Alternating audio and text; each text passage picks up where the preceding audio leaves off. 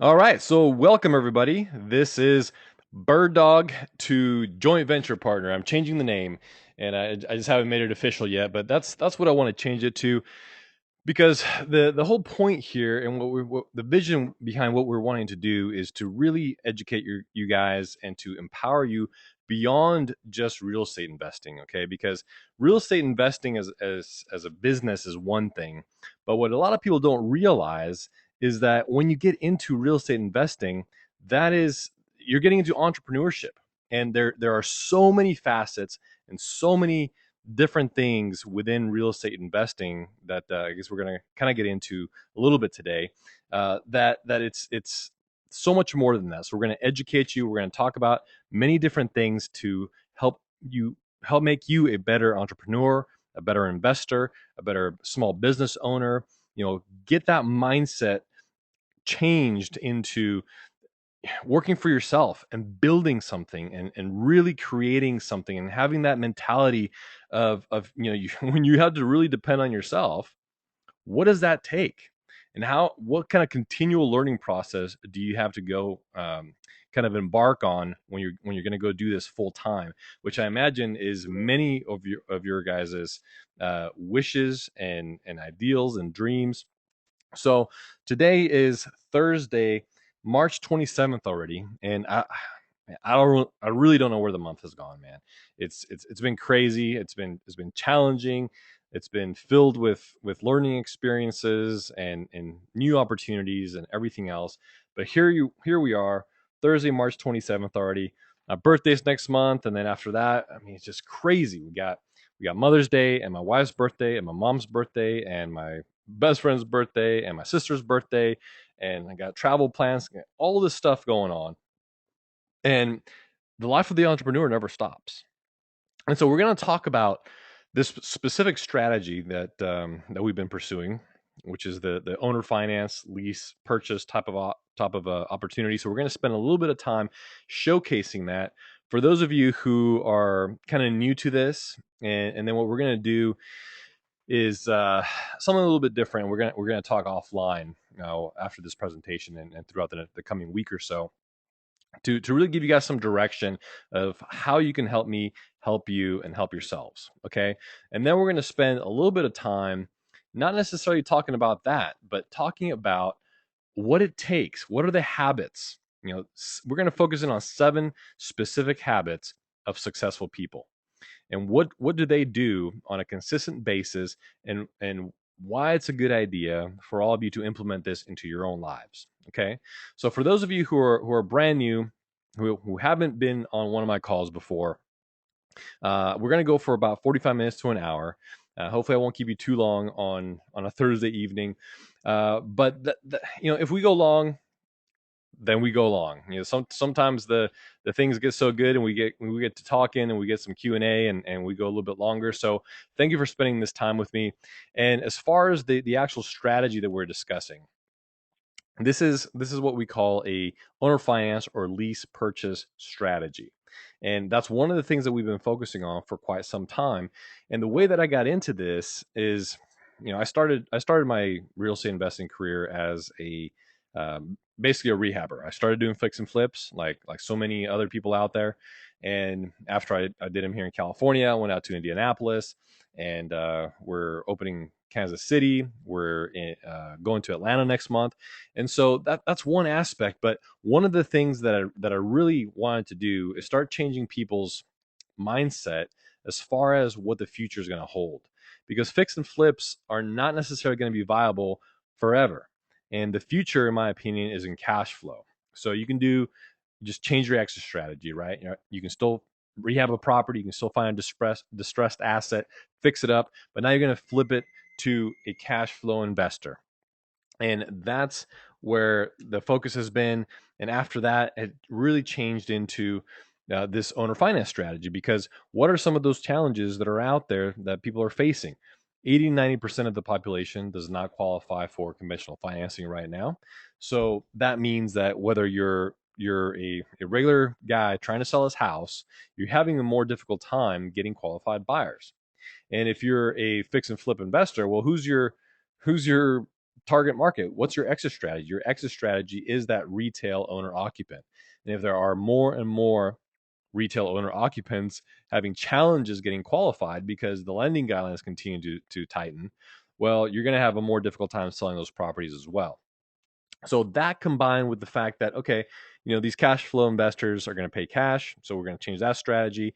And knowing that there are so many people out there that want to sell their properties all over the United States and are having a difficult time getting a qualified buyer, that spells opportunity.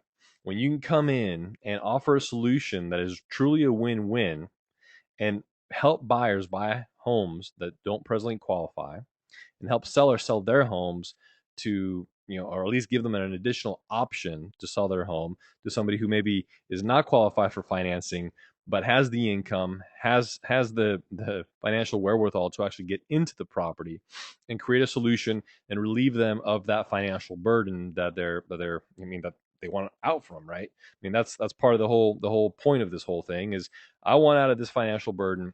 And a lot of people are going to be open to alternative options, especially when it doesn't cost them anything.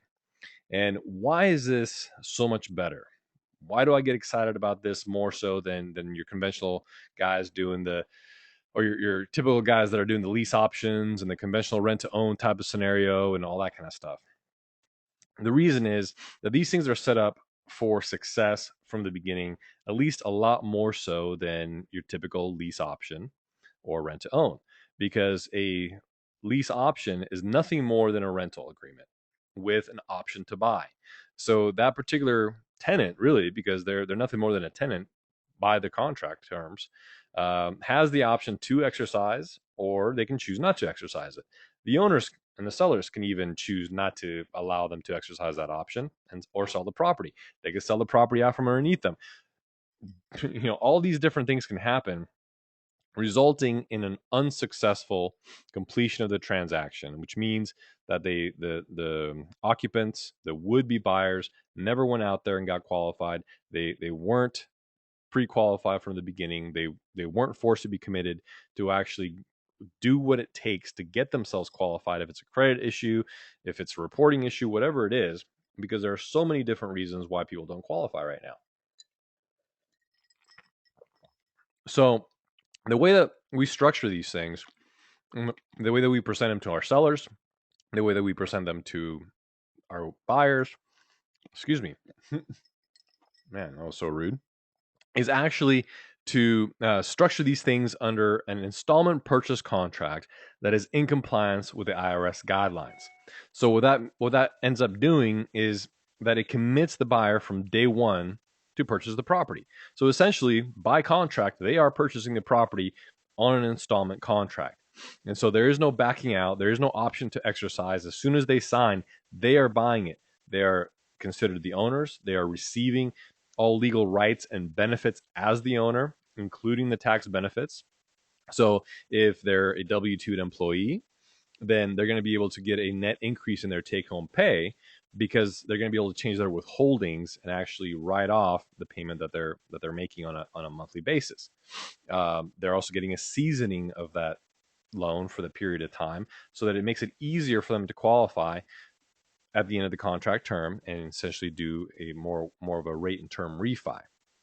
Okay, so there's a lot of benefits to both parties, and we're not necessarily going to go into all that in this call, but that's what it is that we're doing. And so, as a bird dog, what I'm going to do is I'm going to teach you how to source some leads, and we're gonna take a more concentrated approach going forward.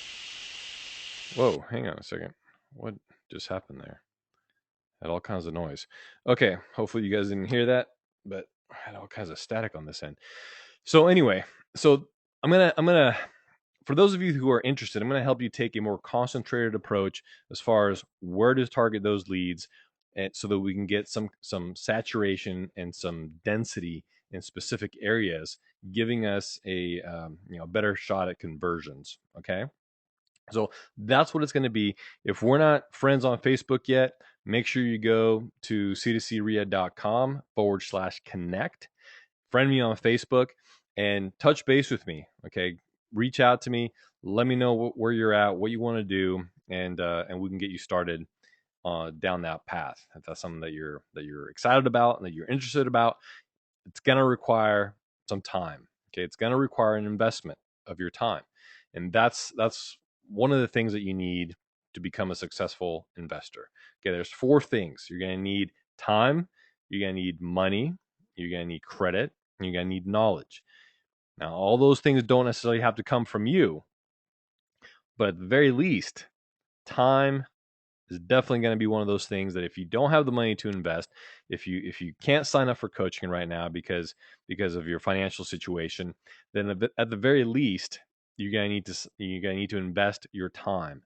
And when you invest that time, you follow instructions, you're going to be learning different things, you're going to be learning different skills, and so it's going to help you along the way anyway, so that you can get yourself into the position to where maybe down the road you can sign up for the coaching program, and then you can start learning all the ins and outs of dealing with sellers, dealing with buyers, what the contract structure is like, how to handle all the objections, et cetera, et cetera. And we even have an affiliate program now that you can get signed up for, so that if other people sign up, then you earn money, and then you can apply that money towards coaching if you so choose. Okay, so there's a lot of opportunity out there, and certainly it doesn't matter where you are in the United States. You can figure out which markets to work. You can work really any market as long as you take a concentrated approach. We can all be successful together. All right. So any questions that you guys have up until this point, go ahead and type them in there or raise your hand, and I will get to them. But what I want to do is get into the next part of this presentation, which we're going to focus on just 7 habits of successful people and why it's a good idea for everybody on this call, including myself, to apply them. And of course, I work diligently on a daily basis to apply these along with many other things, but I'm human also. So sometimes I falter. I need my own accountability partners as well. Excuse me. And part of the reason why I like doing this and these sorts of things and teaching you what I know and sharing with all those things is that it helps keep me on track as well. It helps keep me accountable. It helps refresh my mind into all these things, because these are valuable things that you need to implement. Like like I'm very big on goals, and of course Pete's going on off on the goal thing, and we have the Thing to Succeed apprenticeship program now. And so there's so many different things and reasons why we do these things, to give back and to also keep ourselves accountable. So let's get started here. And one of the things that I've come to understand is that skill and knowledge and attitude, they all combine into a habit. So when you take your skill, whatever that is, and you apply the knowledge, and you have the right attitude, and you combine them daily towards whatever it is that you're doing, a positive thing, replacing an existing habit that you know is holding you back with a new direction, those things culminate into a habit. And one of the first things that, or at least what we're going to focus on tonight, the first thing we're going to focus on tonight, that's a habit of successful people, is successful people are proactive. Okay, they're proactive in everything that they do and everything that they experience, and they take responsibility for themselves. That's a huge thing, and I'm sure that you guys know. Whoa, what's going on here? Crazy Mac. I'm sure that you guys know and that you've experienced this and in your lives with people around you, and you may even be guilty of it yourself. But there's such an illness right now called uh, that I deserve this, I deserve that. Why isn't this mine? It's all, it started with a younger generation, I think, but it's kind of infected everybody around you in society. This whole I'm owed this. People owe me this. People owe me that. The society and the world and everything else. Nothing's my fault. You have all these victims running around out there. And man, what is the word that I'm thinking of here? Is this entitlement issue? Okay, you have this society of people that think they're entitled to something, that they can just sit back and let things come to them because they've done this, or they've done that, or they've had a hard life, or their parents were hard on them, or whatever it is, and so they feel that the world owes them something, and they're just sitting back there with this entitlement issue and this scarcity mentality. And no, successful people don't wallow in that stuff. Okay. They take responsibility for themselves, they take accountability for everything that happens in their life. They know that wherever they are in their life, at whatever point you find yourself in right now, it is the aggregate value of every single decision that you've made in your life up until this point, good or bad. For whatever it's worth, understand that your choices have brought you to where you are right now. You made a choice to be on this call tonight because you hope to get something positive out of it. And I certainly hope that you do. I'm going to give you everything that I have because I want to give back to you. I want to share with you what I know. And I've been guilty of the same thing. It's just like, man, what's going on? Why does this guy succeed and I haven't? What are other people doing?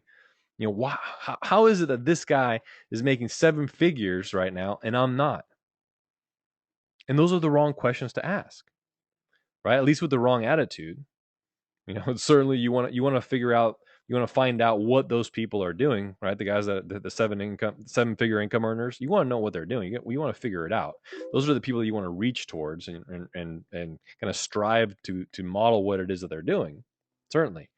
But most people look at it as like, oh man, well, you know, he got lucky, or he did this, or he did that. He was born right. He was born in the right time, the right year, the right state. It doesn't really matter.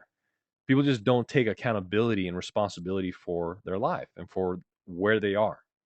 And the beauty of it, as painful as that may be sometimes, is that once you realize that that gives you power, once you understand where you are and that you're responsible, that gives you power because now you can change it. Now you can take control. You know where you are. You know that you cause these things. So now you know that you can cause something different as well. Right? I mean, think about it. It doesn't matter what it is. Okay, say you got hit. You got in a car accident. Somebody rear-ended you. Well, that's not my fault. Well, maybe it's not your fault, but take responsibility for it. Okay, it's empowering. You could have left 5 minutes earlier. You could have driven 5 miles an hour slower or faster. You could have done a myriad of other things. You could have stayed behind and actually given your wife a good kiss goodbye and taken an extra 30 seconds out of your day to avoid that. Whatever it is, there's always a way to take responsibility and accountability for everything that happens in your life. Okay? Think about that on a daily basis. Write it down so that it becomes a habit. Know that whatever it is, you just, all right, man, you know, I'm going to own this. I'm going to own this and I'm going to make it better. I'm going to make sure that I don't put myself in this situation again. And if this situation happens again, I'm going to handle it differently. And that's what successful people do. All right, next thing. Determination. Finding a center. Creating your own mission statement. Okay? Your identity. This is another habit of successful people. And we run into this, or I run into this on a semi-regular basis when I talk, especially when I talk to people who are new in the industry. They're new to real estate investing and they don't understand yet that they're new to entrepreneurship. Because again, real estate investing, when you're going into this as a business and you want to do it full time, it is so huge. It is wide and it is deep. And especially for those of you who are new or newer, you don't even know the opportunities that are out there yet. You don't know all these different strategies. You don't know all these different things. And you don't know all the ways that things tie in together. I mean, when I first got started, again, it was all about the fix and flip, right? And as you get going, you got to change this, you got to change that, you got to change these habits. You got to work harder. You got to work longer. You got to work more often. Because I started off, obviously, I had a career. I was in insurance for 10 years. I had commitments. And so I had to work more. I had to work longer. And now that I do this full time, I work even longer than I did before. Right? But that became my mission, my identity.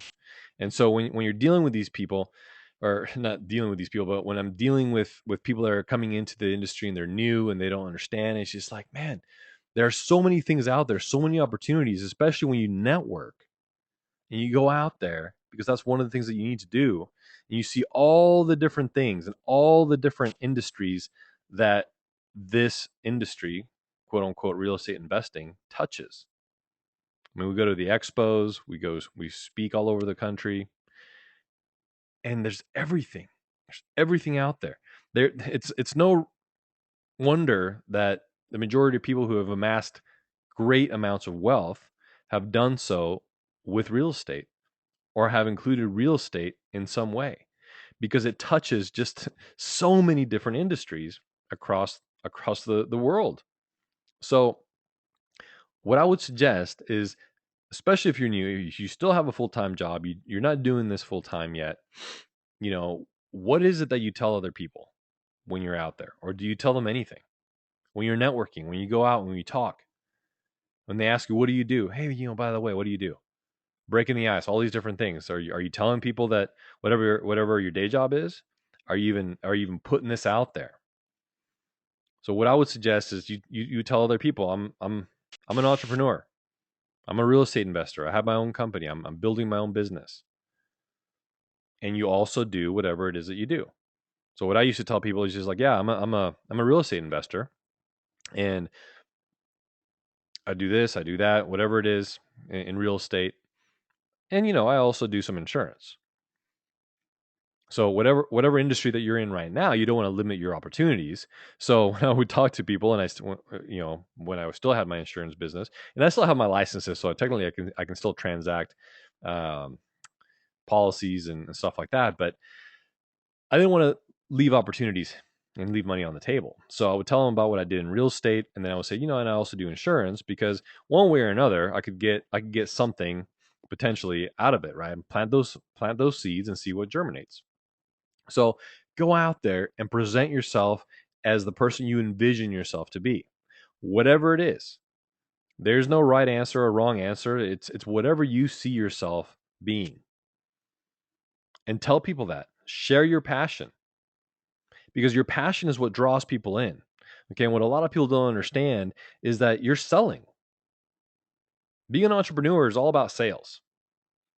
Really, having any kind of interpersonal relationships with people is all about sales. You're selling something or you're being sold something. And that's just communication. You have an idea, you have a passion, you have a vision. You're selling it, okay? Because sales is nothing more than the transfer of enthusiasm in its most basic form. And you want to sell that, because that's what people buy. Okay, so stop thinking of sales as a negative thing, like a greasy car salesman, right? Used car salesman. And I sold cars too. I didn't sell necessarily used cars, but I was in that industry. That industry drove me into insurance because I hated it so much. I was like, man, I need to do something else. And nobody ever goes to their high school guidance counselor and says, hey, I want to be in insurance. No, people end up there for all kinds of weird and different reasons. But that's what drove me to it. I spent a year in the car business and selling, working for Honda of America. But anyway, so that's who you are. That's what you want to tell people, and have that passion. Because how do you ever expect to raise private money? How do you expect to get other people on your team? How do you expect other people to believe in you if you don't even speak with enough enthusiasm to show that you believe in yourself, to show that you believe in what it is that you're doing? And that's why when I set out to find private money, and I raised a little over $500,000 in a couple of months before having ever done my first deal, is because I believed in it. I believed in myself. I believed in real estate. I knew that this was going to be the thing that opened up all kinds of doors for me and allowed for me to create a legacy for my family, for me to teach and educate my friends, my kids, all that kind of thing. I didn't know how I was going to do it, but successful people don't focus on the how. They focus on the why. They focus on their passion. Okay, so that's what you got to do. you got to dedicate yourself to learning whatever it is that you want to do, whatever strategy it is, because there's 100 of them. Learn all the ins and outs of it so that you understand how it's supposed to work. Even if you've never done a deal, you understand how it's supposed to work from start to finish so that you can answer a question. You can walk people through, you can answer the basic stuff and speak about it confidently and with excitement and energy and enthusiasm. And you have that enthusiasm not only because you know what you're talking about, but because you believe in yourself and you believe that not the strategy in general, but who you're becoming. You believe in that. You believe in that future. That's why it's so important to write your goals down. Okay, because that puts your focus and your vision on your future. Okay. And so that's what people do. Create your own mission statement. And that's what we're talking about here. That's really what that means when you boil it all down. That's your mission statement. Who you are, what your passion is, what you believe is possible. And that's part of, again, going back to writing your goals down. I don't know what your income goals are.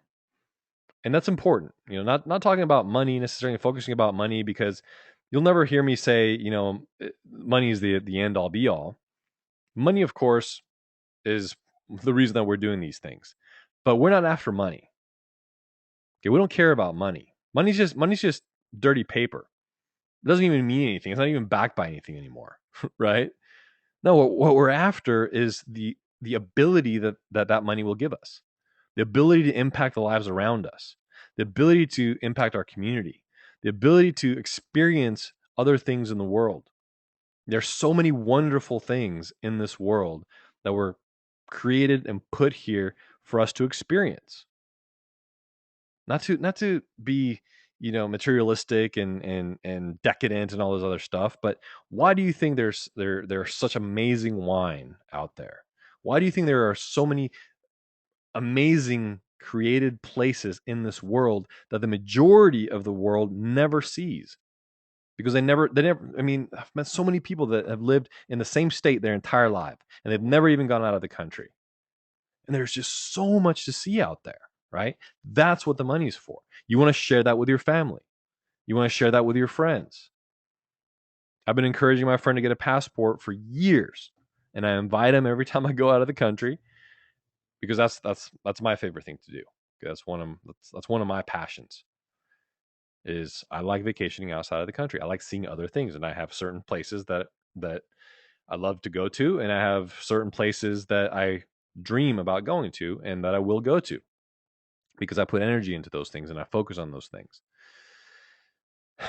But that's what you want it for, right? It's not about the money. It's not so you can say, yeah, I got $1.5 million saved in the bank. That's not what you care about. You care about how that's going to impact your life and the lives of those around you. Okay, and don't let people fool you into thinking that money is evil or that money changes you and all these different things. Money is a magnifying glass. That's all it is. So if you're a complete jerk right now, yeah, money's going to amplify the fact that you're a jerk. It's going to give you the ability to really be that jerk. But if you're a kind person, if you're a giving person, if you're somebody who operates with integrity and those sorts of things, that's going to be magnified as well. It's going to be shown in your giving, in the way that you give back, in the way that you impact the lives around you. Okay, so change the way that you think. And I know I'm getting a little bit off topic here on this particular habit, but it's all relevant in my opinion. All right. So, moving on. What is the next habit that successful people embody? And that is put first things first. Put the first things first. Use discipline in your life every day. And man, like I'm telling you, I'm not just doing this for you guys. I'm doing this for myself because it's difficult to be disciplined. It really is. And there are so many distractions. And sometimes it gets cold overnight, right? And your bed is so warm and it's so comfortable. And man, and may you have your significant other next to you who makes it nearly impossible to get out of bed because they want to snuggle and all these different things, right? You've been there. And you feel it out there as your alarm's going off. You reach out to turn your alarm off and you feel how cold it is. And I mean it's like an evil plot against you. But successful people break out of that mold. They break out of it and they get up. They go to it. They write down their goals. They write down their tasks for the day. And I can't tell you what a difference that makes. Okay, if I could show you the rest of my screen, I mean, it's crazy how many tabs I have open, how many programs I have open, how many different documents and spreadsheets and Word docs I have open right now. It's insane. I have 6 different email accounts that are I have more than that, but that are actually active for different things, different parts of my business, different companies that I own that I like to keep separate. That's my I don't know if it's an illusion that I'm keeping things more organized by doing it that way, but I do. And you get started on a task, and then something happens, and it derails you, right? All throughout the day, many things happen, and it derails you. And it's been proven that when you're focused on a task, and then some comes in, you have some kind of interruption that happens, it can take you like 45 minutes to get back on task and get productive again. And so it's so important to be disciplined, to have your task list so that you know what you're doing, so that when you do have those interruptions, which in my world it's impossible not to have, you can look back at your list and okay, I gotta get back to this. And let's see, look, now that I'm looking down on my list, well, there's still 3 things that I haven't accomplished today. So you know what I mean, but then that's another level of accountability. You do those things. You discipline yourself. And here is how I would suggest that you start each day. Wake up earlier. Yeah, one of the goals that I write down in the present tense affirmative is I am an early riser. Now, why do I need to write that goal down? I need to write it down because goals are something that you haven't really yet accomplished, right? And goals are something that you're still working towards, and you're putting energy into. And I'm not going to say that, you know what, use the excuse that, man, I'm not a morning person. You say those things and then you'll keep yourself in that space. But I am an early riser. It's present tense affirmative. The more I say that, the more I'm going to believe it, the more I'm going to embody it, the more I'm going to draw that into my life, the more it's going to be in my subconscious, the more I'm going to create a level of accountability in myself. I am an early riser. Now, what do I do?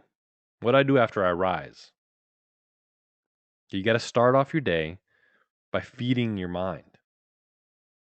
And that's one of the principles really of discipline. You start by feeding your mind positive things. So you start by reading and or listening to something that is educational, inspirational, and or motivational. I do a combination of a couple of things. Everything that I read as far as books is concerned is all educational. It's all about improving my mindset, improving my state of mind, my state of being, my habits, all that kind of stuff. Right now, I'm almost done with The Magic of Thinking Big. Great book. I recommend it. Easy read, lots of great principles in there, and it feeds you and it motivates you. Okay, and then I listen to people like Eric Thomas and Brian Tracy and Grant Cardone, and you write your goals down. So that's why you need to wake up early, right?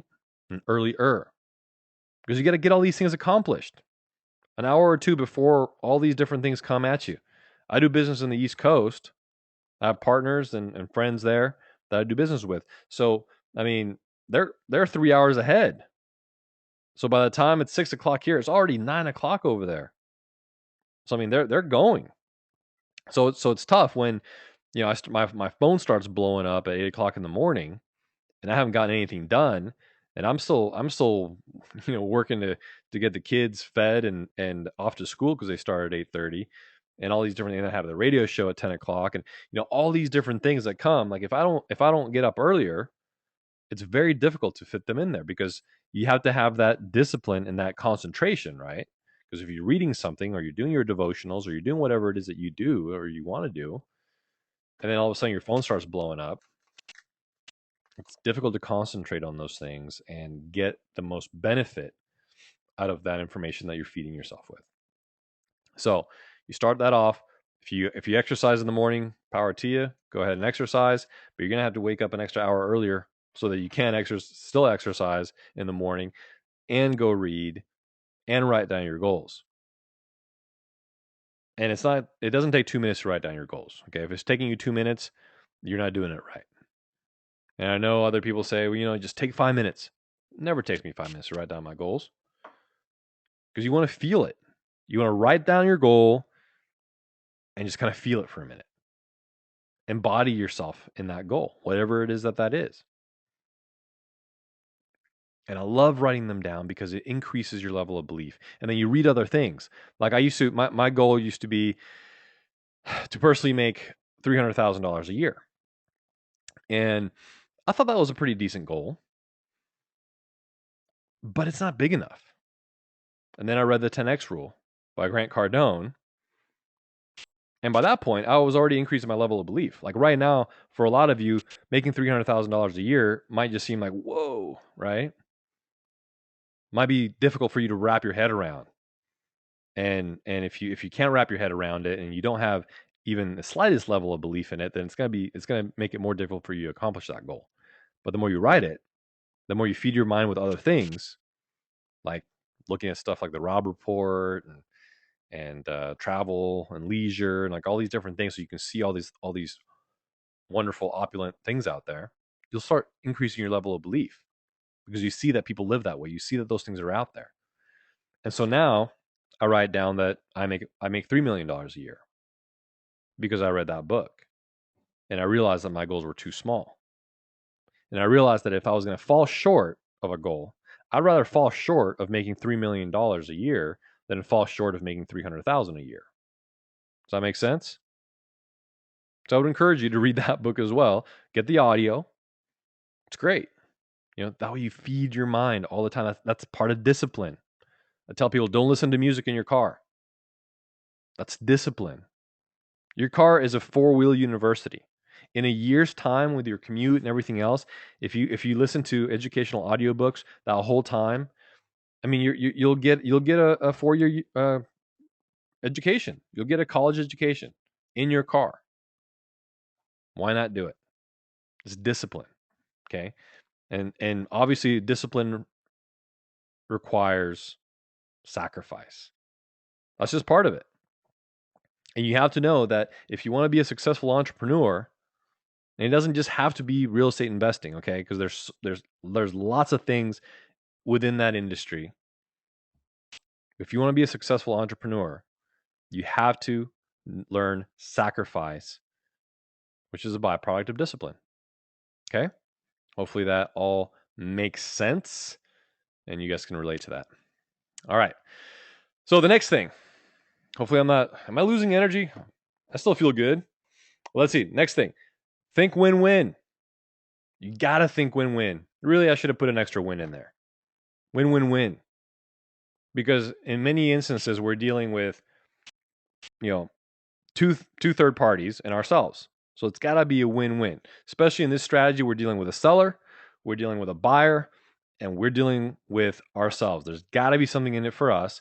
There's got to be something in it for the buyer. There's got to be something in it for the seller. And in my opinion, this strategy does a good job at putting all those things together.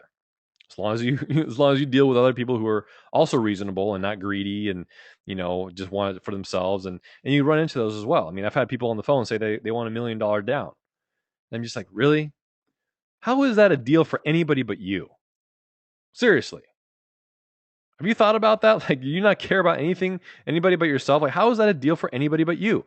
I'm offering to do all these blah blah blah blah, all these different things for you, and the seller's going to or the buyer's going to commit to X and Y and Z, and you just want everything. Okay, so that's not going to work. So always seek a mutual benefit in things. And the inverse of that is make sure that when you do business with other people, they are operating in a way that creates a benefit for you as well. Okay. Don't be afraid of making other people respect your time and your value. You have to value yourselves. Your time is worth something. Make others respect your time. Make others value your time. Make others value your skill and what it is that you bring to the table. It starts there. And that's part of sales too, right? Well, too many people are too timid or too shy to stand up for themselves when somebody says, yeah, blah, blah, blah. They rattle off all these conditions. And I want this and I want that and blah, blah, blah. And I had a guy ask me, I had this objection that the seller wanted the option to back out of the contract at any time and sell it to somebody else and not blah, blah, blah and not ball. I'm just like, really? I mean, come on. Some of these things are common sense here, right? Man up here. How does that make sense? You gotta throw that back in people's faces. The problem is that too many people are afraid of losing a deal that they don't even have. So they're too timid. They don't, lash back. Oh no. I don't want to lose this deal. You don't even have the deal. And you have somebody being an idiot saying that they basically want to steamroll this other person. No. How does that make sense? Wait a minute. You want them to put all this money into this property, to give you all this money, to take care of everything, and then you want the option to just blow them out at any time you want? No. Again, that is not a deal for anybody. Okay, so you got to look for those situations, and you have to know and learn to put your foot down. Okay, people respect power. They don't respect timid people. The only way to get through somebody else that has a type A personality or that has certain things is to showcase your own power. That's all. Power only respects power. And I'm not meaning power in a negative way, okay? In a good way. Because you're going to do it with integrity. You're going to smack people around sometimes, whether it's this strategy or any part of your business, so they can actually see, oh yeah, that was kind of dumb. Never mind. Would you want to be in the other person's shoes? Like, how is that a deal for them? Well, no, I guess it's not. Well, no, of course not. Wouldn't be a deal for you. So how are we going to do something if the only person who's getting a deal here is you and everybody else is just coming along for the ride? No. So anyway, seek mutual benefit. Make sure that you are providing mutual benefit to others, and make sure that others are providing mutual benefit into your situation, because it cannot be one-sided. And the reason I'm being so aggro about it is because I've run into this so many times, and you got to smack people around. You have to operate with integrity, and then many times you basically have to force others into that same position and help them to see why it's better. It's a tough business, okay? There are a lot of people out there who are unscrupulous, who don't necessarily care about anything but themselves. And you got to identify those things and correct the situation. And if you can't, then you walk away. There is no deal. Okay? Don't be afraid of losing deals with people like that. Okay, you don't even want to get into deals with people like that. Say thank you and walk away. But don't let them push you into something that is not going to be of mutual benefit to all parties involved. Okay. Next, this is kind of a no-brainer. It's just another great aspect of sales.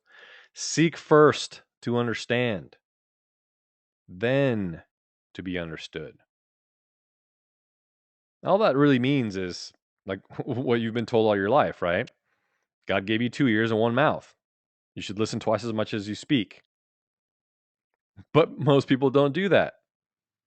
Most people just sit there and just wait for their turn to speak, right? Or cut people off or whatever it is.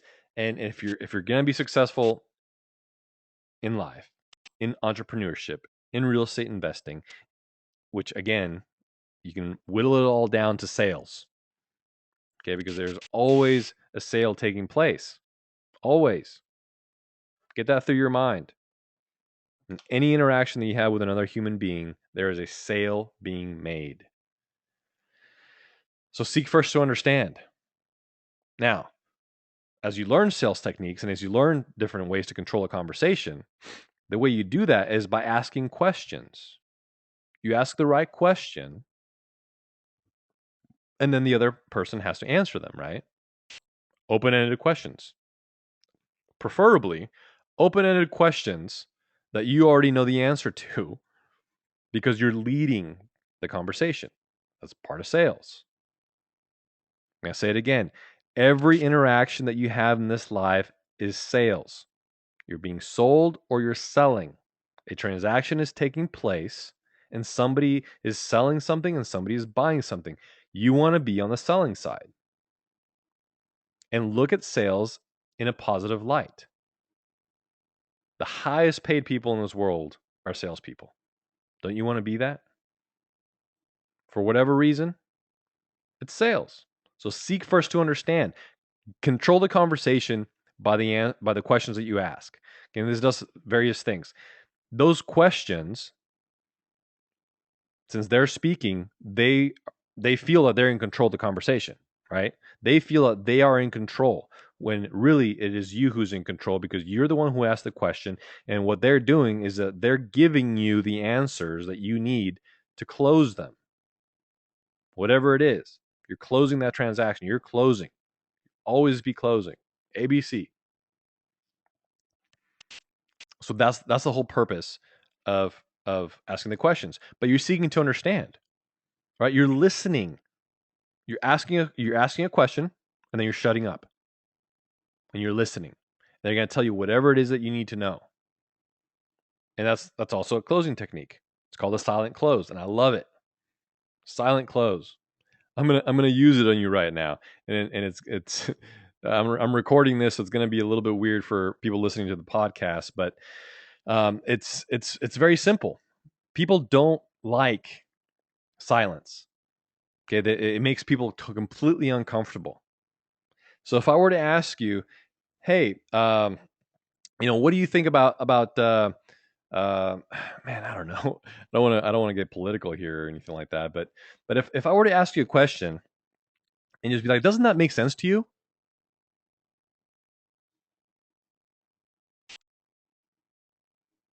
Now you're probably totally. You're like, wait a minute, what happened here? Like, did we lose them?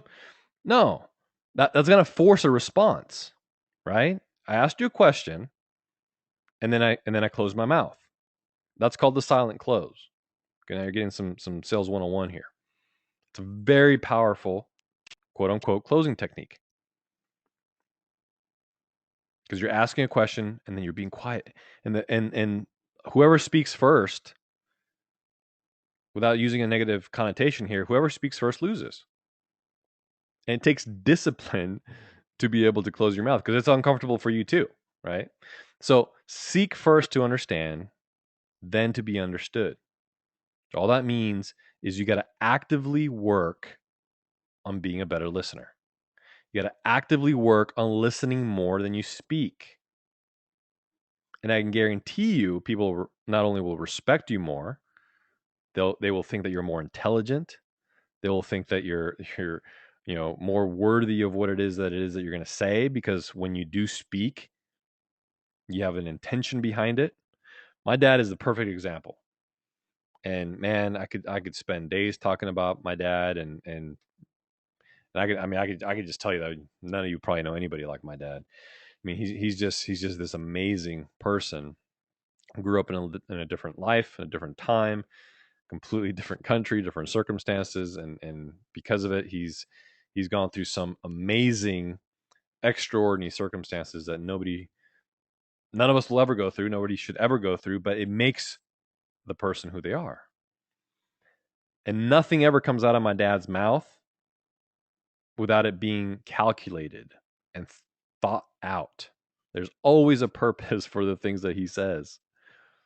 And he doesn't blabber his mouth, he doesn't speak too much. He always asks the right questions, and all his questions are to gather information from other people. And he remembers all this stuff. And he's like the one person that I know. I mean, I've seen him go into a room at a like a function and talk to an astrophysicist And all of a sudden he's having a conversation with him on his level, because my dad is also a devourer of information and a reader. He reads, reads, reads. And let me tell you, that's one of my goals too. Leaders are readers. And when you read, you put all this good information in your mind. I'm not talking about escapism, stupid escapism reading. And forgive me if I offend you, if that's what you're into. But I'm not a speed reader, so I can't read 3 books a week. So when I do dedicate my time to reading, I'm gonna read stuff that is meaningful and that will actually impact me. And what successful people do is they'll read a book looking for that $1 million idea. That's why they read. And the most successful people in this life, the people that control 99% of the wealth, the 1% that control 99% of the wealth, will read over 60 books a year. And that's one of my goals. And to me, that's staggering. To me, it's almost like my level of belief in me being able to make $3 million a year is much higher than my level of belief in my ability to read 60 books a year. So I mean that I can, man, holy cow, I respect that a lot. Okay, hang on a second here. I got a question. Can I talk about 3 questions about the buyer? Okay, I don't know what that means. Can you stop making payments? Forget the third. I don't know what that means. So we'll come back. We'll do a Q&A at the end, Mike, and I can answer these questions. So let me just get through these, and I'll come back. Okay, so hold that thought, and we'll come back to you. All right. So does that make sense? Have I spent enough time on this particular habit? Okay. Seek first to understand, then to be understood. It's amazing. Okay, and it's one book and audio that you can get. I listen to the audio probably 4 times a year in my in my truck. It's How to Win Friends and Influence People by Dale Carnegie. Awesome stuff. And every time I do it, it's a refresher. And after I do it, I always implement it because it's fresh in my mind. And the principles always work. They always do. All right. So next is create synergy. New solutions equal opportunity. Right? Create synergy. What does that mean? Excuse me while I take a drink real quick.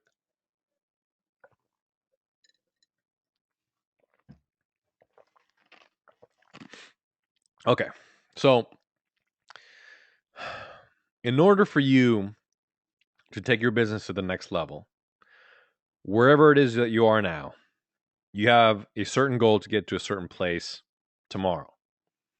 And as you continue down your path, you're going to find new relationships.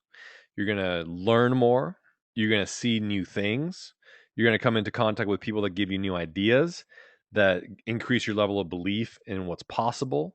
All these different things, you're going to continue to change and evolve and grow. And it's going to require people. It's going to require people that come into your life.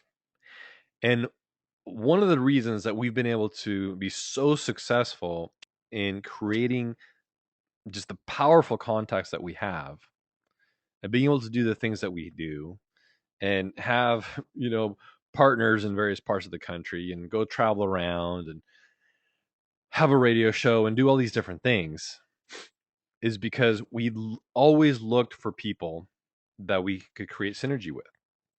We always looked for people that were somewhere that we wanted to be, that we could add value to that organization or whatever it is that they were doing, and that we could derive value from what it is that they were doing as well.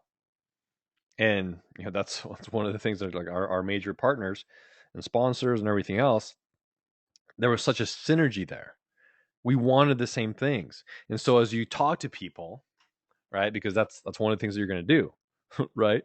You're going to go out there when you go out, you're going to be talking to people about what you do, what your visions are, what your passions are, what you want to do for the community, what you want to do for other people, how you want to network, what you want to create. All those different things, you gotta have those visions. You gotta create those visions. If you're unable to create them on your own, talk to other people.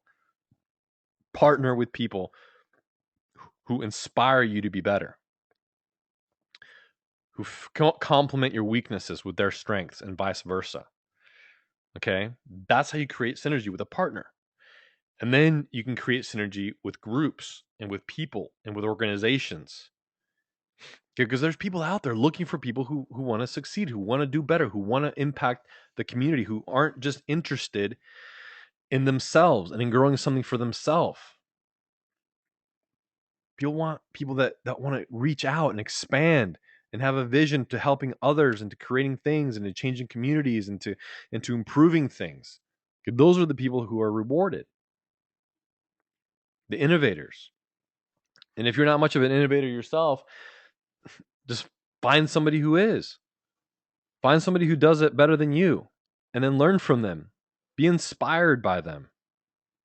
Okay, and that's one of the things that, man, I can give credit to Pete for. Because before I met Pete, I never did these kind of things. I didn't spend time on webinars and talking about things and, well, what do I talk about? And you know what I mean? Like I knew I had passions. I knew I had things and interests and whatever. But that was one of that was one of those things that was outside of my comfort zone. And that's part of becoming an entrepreneur. Okay, you have to learn to break outside of that comfort zone, whatever that comfort zone is. And that's why our partnership works well. Hang on a second, guys. Man.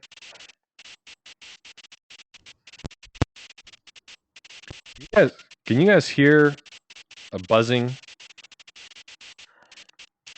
Oh God, I don't know where that's coming from, but let me know. Can you guys hear anything? No, you guys are good. Okay, well, if you guys can't hear anything, then I'm gonna go ahead and continue and just ignore it. But I'm getting a total feedback on the audio. Anyway, so that's the thing. Like, you got to find people that inspire you and that complement who you are. Not only complement who you are, but your weaknesses, and that encourage you to be better, encourage you to break out of those things. You know, it's just like, man, well, I don't know how to do this. I don't know what I'm going to do. I don't know what I'm going to talk about. You know, and then next thing you know, here we are an hour later, and I'm still talking, right? Because you have those passions. You find those passions. And then you figure out a way to learn around those passions and to create and to be able to provide value to others. And obviously, it's my sincere hope that you are finding value in this and in everything that we do. Because what I have come to find out in all of this is that the real estate is cool, and the houses and traveling and seeing different things and meeting different people and all that kind of stuff, and different industry and learning about different things. Like, that's all great. Okay, but really my passion in all this is helping others, communicating with others, providing value to others. That's my passion. That's what drives me. That's why I'm here at 7:00 at night sharing this with you, not getting paid for it, right? And I appreciate you being here, obviously, because I know this is an investment in your time. But that's what I like to do. And I never would have done this, more than likely, if I hadn't been pushed to do it. If I hadn't been motivated to do it. If I hadn't seen somebody else close to me doing stuff and breaking outside of that comfort zone. So create a synergy with the people that you work with, the people that you partner with, because that's how you truly grow. You can only do so much yourself. So if your dreams are really big, which they should be, and they need to be. Okay, forget about should. They need to be. Your dreams need to be big. Your goals need to be big. Because otherwise, what's going to drive you in the morning? How are you going to have that passion? Okay. Most people I talk to just want to make 6 figures. Well, I'm telling you, that's not big enough, because life is going to kick you and it's going to beat you. And 6 figures just isn't a strong enough pull to draw you and to get you out of bed, especially when you don't even know when where your next paycheck is going to come from. Let me tell you, when you go out on your own and there isn't that little security thing, and that's people's biggest problem, biggest thing that holds them back. Okay, they want security first, and whatever wealth brings later, or after, or next, or whatever it is. And they feel that their 9 to 5, their quote unquote slave job that they're so tired of, brings them that security, so they don't ever step out. And be like, oh man, it's so cool that you run your own business. Really? Okay, well, I'm gonna get there. I'm gonna get there. Okay, well, let me make sure you understand that it's not a walk in the park. There isn't a security. Okay, I show up and I punch in and I do a certain thing to a certain, I do just enough not to get fired, but I still get a paycheck. Well, that's gone. That's gone. It's you. And if you don't make any money this month or next month or 2 months later, there's nothing else. So that's why you have to understand like all these different things. You have to create synergy, because when you want to get to that next level, you need other people. And that's the plus, and that's the minus too, right? Because there's people who are going to help you, and it's people who are going to screw you. And I've been I've been the recipient of both. But having that mental fortitude is what gets you up. Okay, most people won't tell you about their losses and their failures and everything else, because they don't want to I don't know, taint their persona or whatever it is.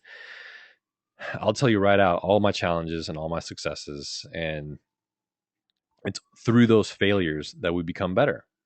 If we don't ever have a challenge or a failure or whatever, it's not a dirty word. That's an opportunity to grow. It's an opportunity to be better. Welcome that. Fail fast. Fail forward. That's the key. Anyway, I'm going to go off on a different tangent now. All right. So I believe we are at the 7th principle of our 7 habits of successful people. And obviously there are many, many, many more than 7, but we're just focusing on these 7 tonight. Is sharpen the saw. What does that mean? Sharpen your knife, sharpen your blade, sharpen whatever you want to sharpen. Just sharpen your skills, sharpen it. Be proactive in your maintenance. Okay, it takes daily maintenance. That's why we talk about these things. We need those things too, every single one of us. It doesn't matter who you are. Okay, Donald Trump, Warren Buffett, Bill Gates, they need to sharpen their saw. They need proactive maintenance, because we're all human, and it's easy to fall into bad traps when you're tired, or when you experience some kind of challenge or some kind of failure or whatever. You need to do that every single day. You need people who are accountable. So that's why if you don't have one yet, I'm going to tell you, go to gomakesomethinghappen.com. Get yourself wristbands, whether you're a girl or a guy or you have kids. There's sizes, there's different things on there. There's rainbow ones, there's stickers, there's keychains, there's all these kinds of things for the same accountability. I wear one every day. Pete wears one. We have our family wearing them, our friends, and it's fun to keep yourself and other people accountable. In your mindset and the different things that you do, you can snap that thing. You can snap your friends, your family. I did it one time when we were in Texas. It was a new business partner, and we gave him one or whatever, and explained it to him, and then he went and used the bad word, and I snapped it so hard that it's not only did it snap and welt his wrist, but it ended up breaking. It shot across the table to one of his assistants and hit her in the face. It was pretty funny, but it it made a point, right? And you have to have those different things that hold you accountable. Proactive maintenance. If you don't maintain, you lose your momentum, you lose your edge, you lose just your mindset goes away. It does. It happens very, very quickly. I always harp on writing your goals. That's why Pete's so adamant about them now. He always saw me doing them twice a day. In the morning and at night, in the morning and at night, in the morning and at night. And we travel and we do different things, blah, blah, blah. And then next thing you know, I went a week without writing my goals, right? because I didn't maintain that proactive maintenance. I didn't make it a priority. I was running around. I was busy. I didn't wake up early enough. I was working too late. It's like, man, I don't want to, because I mean, for me, it takes me a good 10, 15 minutes or 20 minutes sometimes to write my goals. So it's 1 o'clock in the morning and I've been working all day and everything else is just like, you know what? I'll do that in the morning. It's easy to do because we're all human. So you need that proactive maintenance in everything that you do. That's part of all these habits.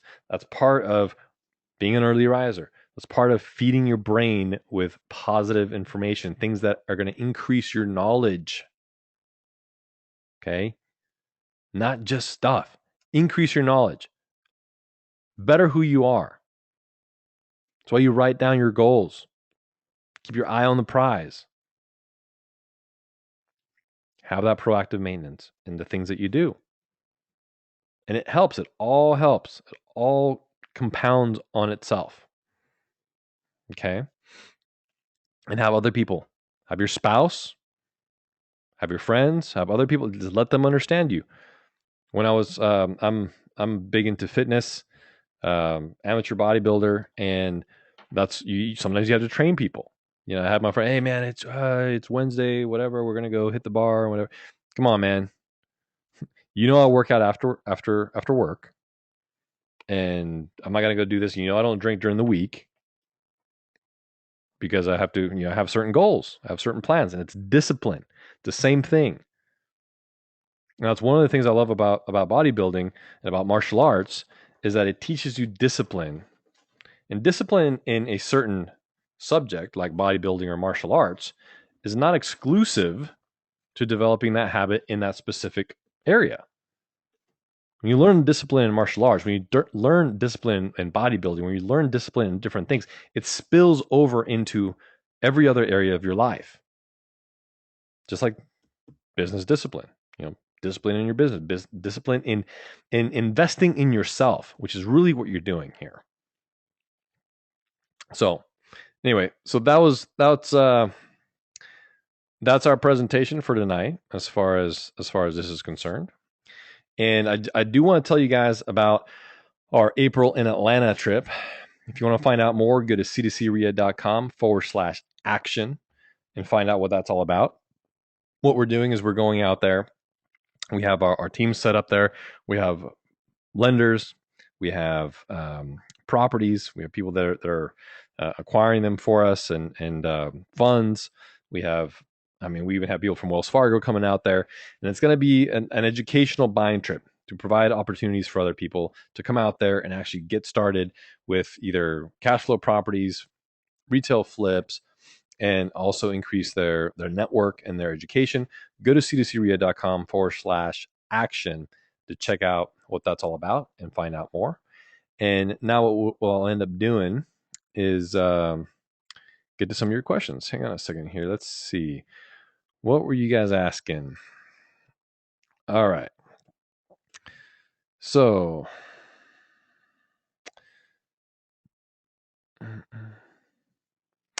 I had to step out for a second, but I heard say something along the lines that you're not a speed reader, so you can't read as many books or something like that. Did I hear that? Oh, well, yes, man. All right. Well, I snapped it earlier. All right. Anybody out there that can help me become a much faster reader with good comprehension and retention, hit me up on Facebook. Once again, if we're not connected on Facebook, go to c2crea.com/connect and get me on there. Okay, because I understand the benefit and value of reading, and I want to be able to get through I have like 6 books that are just sitting there on the shelf waiting for me next to my nightstand, and I have one that I'm finishing. I have 2 that I've started, and I anyway. So help me, please. That would be awesome. I would be forever in your debt. Let's see here. All right. Yes. Thank you, Mike. All right. So now let's get some Q&A. Let's do something a little bit different tonight and some comments. If you have a question, instead of typing it into your to the question bar, raise your hand and I will unmute you. and you can ask your question live. If this is your time to step outside of your comfort zone and ask your question live, Thursday night, March 27th. It's time for you to step out of your comfort zone. All right, now I'm just going to get crazy. All right, Mike. Very good. I'm going to unmute you. If you have a mic, you are now hot. You're too funny. This is awesome. This is awesome. Thank you so much for taking the time out of your day to do this. I appreciate it. Oh man, thanks, Mike. That's that helps fill my cup, man. I appreciate that. No, What it's what what can I awesome. what can I help you with tonight, Mike? You got During the week, you had made a comment as far as the 10-minute task, and it was in reference to questions, people having difficulty with some of the questions that are coming back to them, hmm possibly from the seller, saying, "Hey, gee, what if the buyer decides not to buy, or they don't qualify, or they stop making payments?" And those types of questions. If you can take a minute, just maybe to answer some of those. Maybe you did earlier in the call. I'm sorry, I no, no, didn't get not on this call. information. Yeah. Okay. So yeah, no, I'd be happy to answer that. And just so you know, for those of you who don't know, we do have a very intensive coaching program, and I actually put together from my own experience and memory, I put together a list of the most common objections, and I narrowed it down to about 23 of them, and of course then I created the document with all the objections. I answered all the objections, and I'm presently in the process of doing these on a daily basis. I do an objections call, and we go over, an objection each time. But that particular objection is fairly common, and it comes from the fact that most people are used to having tenants, or they understand that whole scenario, or again, like we said earlier, they know what a lease option is or a rent to own scenario is, or at least they know somebody who's done it. And so, well, what if they stop making payments? And let's clarify something here. Nothing is guaranteed. Even with the best contracts, life can still happen to people. Okay, which is why we don't necessarily care about credit and all these different things, because it doesn't necessarily mean that it's a indicator of future performance. And sometimes life happens. I've dealt with people that have gotten disabled. They lost the primary breadwinner. They obviously, people go through divorces and all these different things that happen in life. So what if that happens? Are they contractually obligated to move forward? Of course they are. But if something in life happens, then that creates a default or any other kind of material breach. And the way that we structure these contracts, there is a triggering clause effect in the contract that in the event of a default or a material breach of any kind, the seller has the option to convert the contract back to a straight tenancy agreement and proceed with a dispossessory action instead of having to go through a judicial foreclosure. So that's another kind of, I don't know, objection that dovetails in there for people who actually understand what you're saying and the fact that this is a purchase contract. So now they're like, okay, well, in my mind, okay, now this is a purchase contract. So if something goes wrong, I might have to foreclose. Man, I don't know if I want to do that. Well, you know what? We thought about that too, because it's a valid concern. And so if something like that happens, the triggering clause effect gets enacted. You have the option. Now, just because somebody misses a payment, it doesn't mean that it's automatically going to happen. You have to proceed with that, because most people are going to be reasonable and going to be like, hey, what's going on? I see you're a couple of days late. Do you need another week, or whatever happens, right? So it doesn't mean that just because they're late, everything just implodes, but they at least have that option to move forward with that. And naturally, there's going to be different states. That some states are going to be tenant friendly, some states are going to be landlord friendly. And besides the point, obviously California is very tenant friendly, so that kind of would be a mess to go into it here, but it's still going to be easier than an actual going through a judicial foreclosure. So that's the provision that's in the contract to kind of help overcome that objection, if that makes sense. Absolutely. Thank you so much. All right, you bet.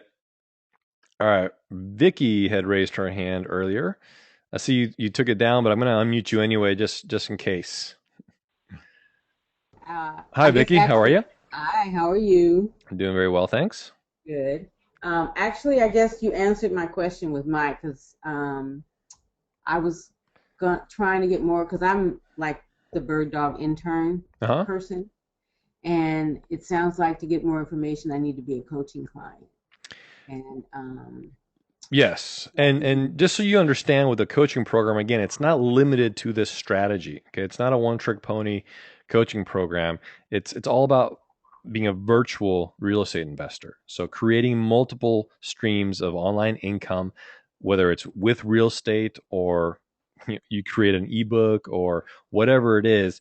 So it's all encompassing. You're going to have a lot of different tools like a CRM, and there's an affiliate program now, and there are tutorials on how to build websites and all these different things. So it's not just kind of focused on just this one strategy, even though it is kind of the primary focus as far as the real estate is concerned. There's a lot of other stuff involved in that as well. And you can go to virtualrealestateinvestor.org and you can find out more about that. But definitely for those of you who want to continue to be bird dogs and get leads and stuff like that, again, let's follow up on Facebook. That way I can kind of target your approach and narrow it, I should say, so that we can create some density in the inventory. All right. Thank you, Vicky. All right. Anybody else? Alex, I see you're on here. Good to see you. Haven't talked to you for quite some time. But that's going to be our call for tonight, guys. If you have, again, it's open mic time. If you have any questions, I'm more than happy to stay on the line with you for a little while. If not, I truly hope that this was of value to you, and that you see that you gotta give to get, and we're moving forward by giving back. And you don't have to wait until you're at a certain place in your career or in your future or whatever it is before you can give back. As you progress and as you learn and as you add new things to your experience, you're able to give back right away. And that was our first moniker, moving forward by giving back. I mean, that's just the way it is. When I got into this business, one of the first challenges I had was getting a proof of funds so I could even submit offers. So as soon as I got that worked out, right, I raised the money. So now that I raised the money, I had the proof of funds. One of the first things that I did was talk to my investors and worked out a way that I could provide proof of funds to others that needed it. Now, I wasn't going to necessarily fund other people's deals for them, but at least they had a solid proof of funds so where they can go make offers, get properties under contract, and then flip their to other funding sources like hard money and gap funders and things of that nature. So figure out ways to add value to others so that value comes back to you and you will be successful. All right. Yes. Thank you. Well, no. A big thanks to you guys. And this will be up on our website at c2crea.com. You can check under podcasts and go to Bird Dog to Intern with Ivan Oberon. And really, I'm gonna change the name eventually. Okay, it's gotta turn into Bird Dog to Joint Venture Partner. I just like the sound of that better, and that's what we're doing at in Vria as well. So thanks so much for spending whatever it is. I mean, it's been almost an hour and a half of your time with me this evening. I'm glad I was able to provide some content and some value to you. And let's talk on Facebook. Let's get connected, and we'll see you on the next call. Thanks so much.